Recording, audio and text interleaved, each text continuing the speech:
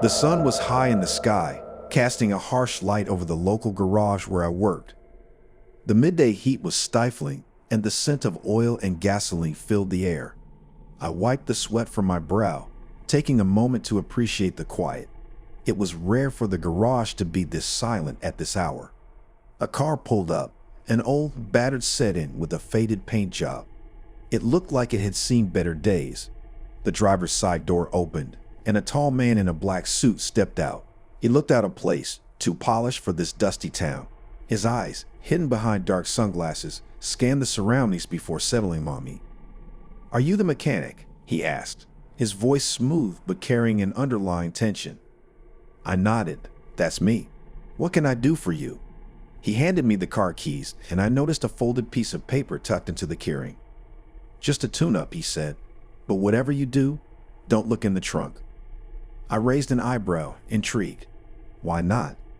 He hesitated for a moment, then said, "Just a personal request. Can you respect that?" I shrugged. "Sure, it's your car. I'll have it ready by evening." He nodded. "I'll be back then," and walked away without another word. Curiosity gnawed at me. What was in that trunk? I unfolded the note attached to the keys. It read, "Do not open the trunk. For your own safety." The warning only fueled my curiosity, but I had work to do. I began the tune-up, but my thoughts kept drifting back to the trunk. The car itself was ordinary, but the weight of the secret it held was palpable. Hours passed, and I was almost done. The sun began its descent, casting long shadows across the garage. The silence was broken only by the occasional clang of tools. I was alone, the other mechanics having left for the day. I couldn't resist any longer. I approached the trunk, my heart racing. The note's warning echoed in my mind, but I had to know. I inserted the key and turned it. The trunk clicked open. I lifted the lid slowly, the suspense almost unbearable. Inside, I found a large metal box with a combination lock. Beside it was another note. "You shouldn't have looked. Leave now and forget what you've seen." Panic surged through me. What had I gotten myself into?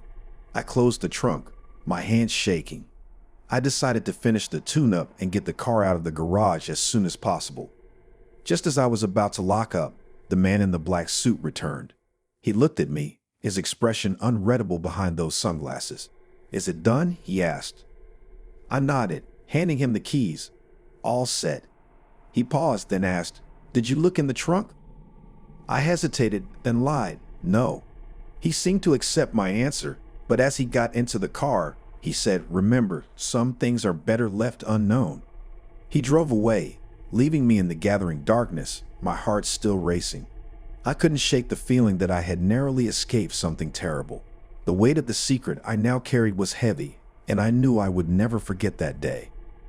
The next morning, the local news reported a series of mysterious disappearances in the area. The only clue left behind at each scene was a note, "You shouldn't have looked." The sun hung low in the sky, casting long, eerie shadows across the streets of the small town. I had recently taken over the local restaurant, eager to bring my culinary expertise to the community. The previous owner had left behind a collection of recipe books, and I was excited to explore them. One afternoon, as I was flipping through an old, leather-bound recipe book, a folded piece of paper slipped out from between its pages. Unfolding it, I read the hastily scribbled message, "Don't cook from this." The note sent a shiver down my spine. The handwriting was shaky, as if written in haste or fear. I looked around the empty kitchen, suddenly feeling very alone. The hum of the refrigerator seemed louder, the shadows darker. I tried to shake off the unease, telling myself it was probably a joke or a warning about outdated recipes. But curiosity got the better of me. I began to read the recipe on the page the note had been marking. It was for a dish called the Chef's Last Supper. The ingredients were ordinary enough, but the instructions were odd. They were incredibly specific, detailing the exact time to add each ingredient, the precise temperature to cook at, and even the specific type of utensils to use. Feeling a mix of intrigue and defiance, I decided to prepare the dish. As I began, I felt an overwhelming sense of being watched. Every time I turned around, I half expected to see someone standing there. but the kitchen remained empty. As I followed the recipe, strange things began to happen. The lights flickered. The radio turned on by itself, playing an old, haunting tune. The air grew cold, and I could see my breath. I tried to convince myself it was just a coincidence, but the feeling of dread grew stronger with each passing minute. When the dish was finally ready, it looked alive. The colors were too vibrant, the aroma too intoxicating. I felt drawn to it, compelled to taste it. But just as I was about to take a bite, the restaurant's back door slammed open. A disheveled man burst in, his eyes wild with fear. "Stop," he shouted, rushing towards me. "Don't eat it." I recoiled, dropping the plate. The man looked at the shattered dish and let out a sigh of relief. "Thank God," he whispered. He introduced himself as the previous owner of the restaurant. He explained that the recipe was cursed. Every chef who had prepared it had met a tragic end soon after. He had written the warning note after narrowly escaping death himself. I felt a mixture of relief and disbelief. The man apologized for not being more explicit in his warning and thanked me for not tasting the dish. He'd offered to buy the restaurant back, but I declined. The experience had shaken me, but I was determined to move past it. The next day, I burned the cursed recipe book and held a cleansing ceremony in the restaurant. Business boomed, and the dark events of that afternoon became a distant memory. But every now and then, when the sun casts long shadows and the air grows cold, I remembered the forbidden recipe and the man who saved me from its curse. And I'm reminded of the thin line between ambition and danger, and the importance of heeding warnings, no matter how mysterious they may seem. The morning sun streamed through the windows of my small-town flower shop, casting a warm glow over the vibrant blooms. I've been a florist for over 40 years, and the scent of fresh flowers still brought me immense joy. The bell above the door tinkled, signaling the customer's entrance. I looked up to greet them, but the shop was empty. Puzzled, I went back to arranging a bouquet of roses. A few minutes later, the phone rang. I answered expecting a regular order, but the voice on the other end was unfamiliar, raspy, and sent a chill down my spine. "I need a bouquet," the voice whispered. "Red roses, white lilies, and black dahlias. Deliver it to 13 Elm Street." "That's an unusual combination," I remarked, trying to keep my voice steady. "Any particular message you'd like to include?" There was a pause, and then the voice said, "Make sure she knows she's next." I felt a knot in my stomach. "Excuse me?" "Just write the message," the voice insisted, and then hung up. I stood there, phone in hand, trying to process the conversation. Who was she? And what did next mean? I considered calling the police, but I had no evidence of any wrongdoing.